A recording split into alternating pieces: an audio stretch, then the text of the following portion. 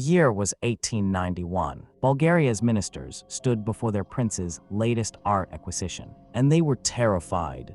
But because the painting staring back at them felt alive, eyes glowing in the darkness, wings broken but defiant, a fallen angel brooding in eternal damnation. When Prince Ferdinand of Bulgaria told the artist about his minister's reaction, Franz von Stuck laughed with absolute glee, because that's exactly what he wanted. He didn't paint the devil as a monster. He painted him as us. This is Lucifer, the painting that terrified royalty. The image that proves evil doesn't come from hell. It comes from within. To understand this painting, you need to know the man who created it. Franz Stuck was born in 1863 in a tiny Bavarian village, the son of a miller. But at 15, he moved to Munich with a pencil and a dream. And by 30, he was one of the most powerful artists in Europe. In 1889, at just 26 years old, Stuck exhibited The Guardian of Paradise at the Munich Glass Palace. He won a gold medal and sold the painting for 60,000 marks, 10 years' salary for a working man. In 1892, he co-founded the Munich Secession, a radical group of artists who rejected the old academic traditions and created art that was dark, psychological, and deeply human. His paintings weren't just pictures, they were experiences. The Sin in 1893 showed a naked woman with a snake, dripping with eroticism and danger. By 1895, he was a professor at the Munich Academy, teaching future legends like Paul Klee, Wassily Kandinsky, and Joseph Albers. And in 1906, the Prince Regent of Bavaria ennobled him. But Stuck wasn't just a painter. He was an architect, sculptor, and designer who believed in the Gesamtkunstwerk, the total work of art. He built Villa Stuck, a magnificent mansion where he designed everything. But before all of that, there was Lucifer. Stuck painted this during what critics call his dark, monumental period. And from the moment you see it, you understand why. The fallen angel sits alone in what one critic called the nether gloom. His body is muscular, human, almost beautiful. His arms are crossed tightly over his chest, a gesture that screams defiance but also protection. He's not attacking, he's defending himself. His wings, once magnificent, once capable of flight, are now broken, cupped behind him like a dark shell, a reminder of what he lost. But it's the eyes that destroy you, glowing, incandescent, greenish-yellow, otherworldly. They don't look at you, they look through you. One critic wrote, appalling Lucifer, sitting alone in the nether gloom with incandescent greenish eyes. But here's what makes this painting truly revolutionary. Lucifer doesn't look like a demon. He looks like a man.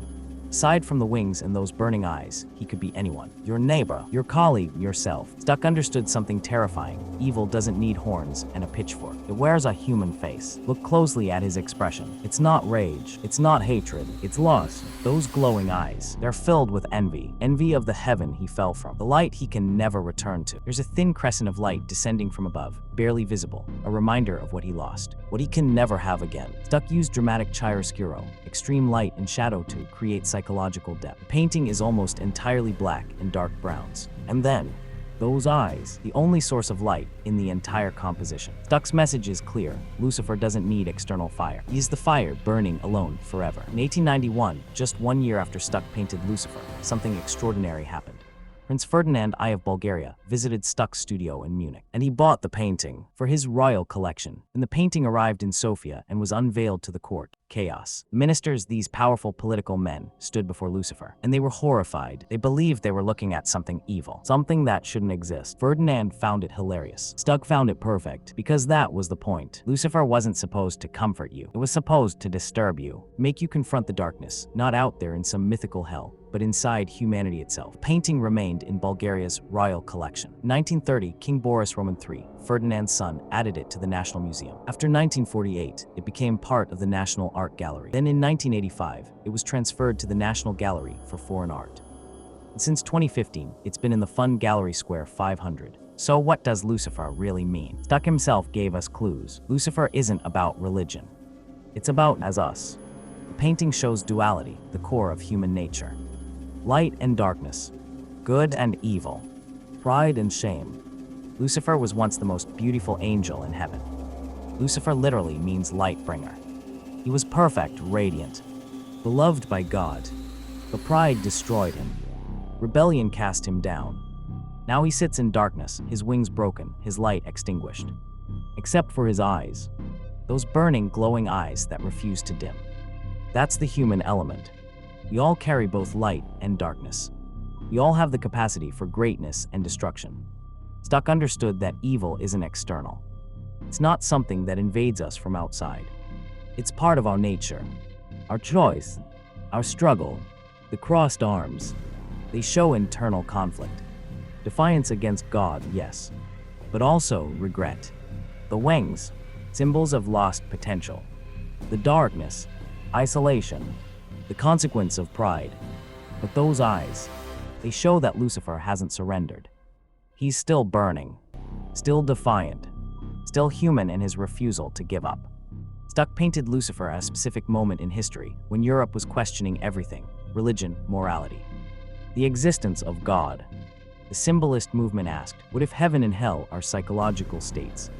What if we contain both the angel and the demon? Lucifer is Stuck's answer: yes, we do. And that's what makes us human. Over 130 years have passed since Franz von Stuck painted Lucifer, and the painting has lost none of its power. It still makes people uncomfortable, still makes them stare, still makes them see themselves in those glowing eyes. Because Stuck didn't paint a myth. He painted a truth, that we are all capable of falling, that pride, defiance, and darkness live inside every one of us, and that sometimes the scariest demons are the ones that look exactly like us. This is Lucifer, the painting that terrified ministers, the masterpiece that forces us to confront the darkness within. If this painting haunted you the way it haunted me, leave a like. Tell me in the comments, do you see evil? Or do you see humanity? And subscribe to Painted Stories, because the best art doesn't comfort us. It challenges us. I'll see you in the next one.